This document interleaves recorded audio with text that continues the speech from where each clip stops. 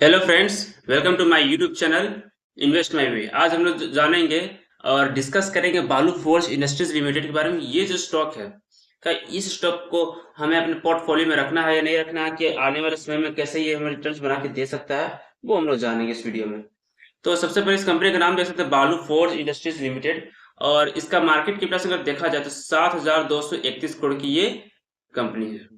और ये कंपनी जो एनर्जी से जुड़ी हुई, एनर्जी व्हीकल से जुड़ी हुई कंपनी है, ठीक है। और इसका करंट प्राइस 634 रुपये चल रहा है। और हाई देख सकते हैं 874 रुपये, और लो जो लगा 428 रुपये। और 428 रुपये से अगर लो से हाई पहुंचा, मीन्स अपने निवेशकों का पैसा वो डबल कर चुका है ये स्टॉक पहले ही, ठीक है। कंपनी किसी का डिविडेंड जैसे 0.02 कुछ खास है भी नहीं डिविडेंड। और फेस वैल्यू 10 रुपए का है। और कंपनी कोई भी शेयर प्लेज नहीं है, ये बहुत ही अच्छी बात है कंपनी में, कि कोई भी शेयर यहाँ पे प्लेस है ही नहीं, गिरवी नहीं है। इस कंपनी फंडामेंटली स्ट्रांग है। पेट्रोसिस तो भी 5 है। इससे साफ साफ पता चलता है कि कंपनी स्ट्रांग है। और फिर यहाँ पे प्रॉफिट पिछले 3 सालों का देखा जाए तो 89.4% का, और सेल ग्रोथ देखा जाए तो 47.8% का, ठीक है। और क्वार्टरली यहाँ पे अगर देखा जाए क्वार्टरली प्रॉफिट तो 66.9% का है, एंड क्वार्टरली सेल देखा जाए 33% का है, ठीक है। लेकिन अगर देखा जाए आर ओ सी और ध्यान से देखें तो 31.3% का है, जो बता रहे हैं कि बहुत ही शानदार है पिछले साल का आर ओ सी, ठीक है। और यहाँ पे आर ओ ई भी देखा जाए तो 25.4% का है। तो कभी इसी बड़े स्टॉक, किसी भी बड़े स्टॉक का R O E and R O C इतना अगर है, तो स्टॉक फंडामेंटली स्ट्रांग होता है, ठीक है। तो यहाँ पर जो आंकड़े दिए गए हैं, इससे साफ साफ पता चलता है कि कंपनी फंडामेंटली स्ट्रांग है और इन्वेस्टमेंट के लायक है, जो आपके लिए आने वाले समय में मल्टीपल रिटर्न्स दे सकता है, अगर आप इसे अपने पोर्टफोलियो में रखते हैं तो। क्योंकि हर एक चीज अच्छा है, कि आर ओ सी अच्छा, आर ओ ई अच्छा, 3 साल का प्रॉफिट अच्छा, 3 साल का सेल अच्छा, फिर उसकी स्कोर अच्छा, कंपनी कोई भी शेयर प्लीज नहीं है, ठीक है। एंड कंपनी अभी डिस्काउंट प्राइस में मिल भी रही है, तो अच्छा है यहाँ तक ओवरऑल कंपनी। अगर हम लोग कंपनी की बैलेंस शीट की बात करें, रिजर्व कितने हैं कंपनी के पास, देख सकते हैं पिछले साल 450 करोड़ का रिजर्व था, और इस बार है 942 करोड़ का। तो रिजर्व तो हमेशा बढ़ रहा है। देख सकते हैं कि मार्च 2021 में कंपनी के पास रिजर्व कितना था, 9 करोड़। उसके अगले साल 76 करोड़, उसके अगले साल 114 करोड़, फिर उसके अगले साल 450 करोड़, और उसके अगले साल 942 करोड़।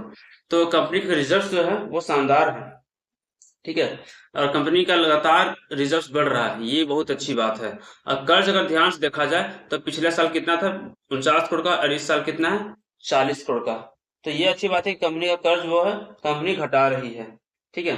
ये अच्छी बात है।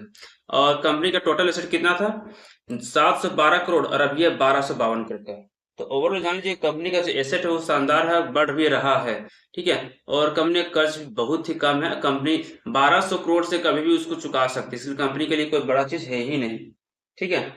और अगर देखा जाए यहाँ पर कंपनी का क्वार्टरली रिजल्ट, तो देख सकते हैं 2023 से देखते हैं हम लोग, तो दिसंबर में 2023 में 147 करोड़, फिर 161 करोड़ मार्च 2024 में, फिर जून 2024 में 175 करोड़ का, और सितंबर 2024 में 223 करोड़ का, दिसंबर 2024 में 256 करोड़ का, और मार्च 2025 में 270 करोड़ का।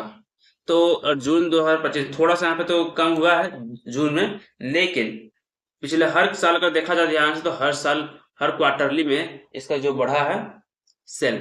और प्रॉफिट भी देख सकते हैं नहीं, ठीक ठाक है। लेकिन हम लोग प्रॉफिट देखते हैं ईयरली बेसिस पे, तो देख सकते हैं प्रॉफिट ईयरली बेसिस पे देखें तो 2021 में 8 करोड़ का फायदा हुआ इस कंपनी को, 2022 में इस कंपनी को 30 करोड़ का फायदा हुआ था, और 2023 में 39 करोड़ का, 2024 में 93 करोड़ का, और 2025 में 204 करोड़ का, ठीक है। तो कंपनी का प्रॉफिट तो अच्छा खासा बढ़ रहा है सेल के साथ, ठीक है। तो यहाँ तक सभी चीज ठीक है। कंपनी के प्रमोटर्स के पास अच्छी खासी होल्डिंग है, 54.85% की। और यहाँ तक कि यहाँ फॉरेन इंस्टीट्यूशन भी खरीद के भी अच्छा खासे माल रखे हैं, वो भी कितना, 54.85, ठीक है। तो इतना हम लोग खरीद के रखा है। अगर देखा जाए यहाँ पे डीआई के पास भी 0.86% की यहाँ पे हिस्सेदारी है डीआई के पास। तो ओवरऑल जान लीजिए इन सभी का भरोसा है कि ये आने वाले समय में अच्छा खासा रिटर्न्स बना के दे सकता है। इसीलिए हमें भी ना इसे में हमें पोर्टफोलियो में जगह देनी चाहिए, ठीक है।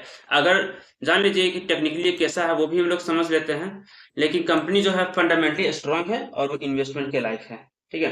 तो सबसे पहले देख लेते हैं यहाँ कंपनी कहाँ पर आके रुकी हुई है। कंपनी ऐसी जगह रुकी हुई है जहां पे एक जोन बनाया जा सकता है, सपोर्ट जोन, ठीक है, जहां पे कंपनी बहुत बार आके फंसी हुई है, ठीक है। जरा इसको जरा ध्यान से देखा जाए, ठीक है। तो इस जोन में कितने बार हुई आया है, ठीक है। तो देख भी लेते हैं हम लोग कितने बार यहाँ पर आया है। एक बार यहाँ पर आया है, दूसरा बार यहाँ पर साइडवेज हुई मार्केट, फिर यहीं से साइडवेज ऊपर गई है, फिर चौथा बार साइडवेज हुई, पांचवा बार साइडवेज हुई है। लेकिन अभी मार्केट यहाँ पे साइडवेज से होने ही दीजिए, अभी कुछ हमें करना भी नहीं है। हमें बाय कहाँ करनी है, जब भी इसको इस सपोर्ट जोन को पार करें तब हमें बाय करनी है, उससे पहले बिल्कुल भी ना करें।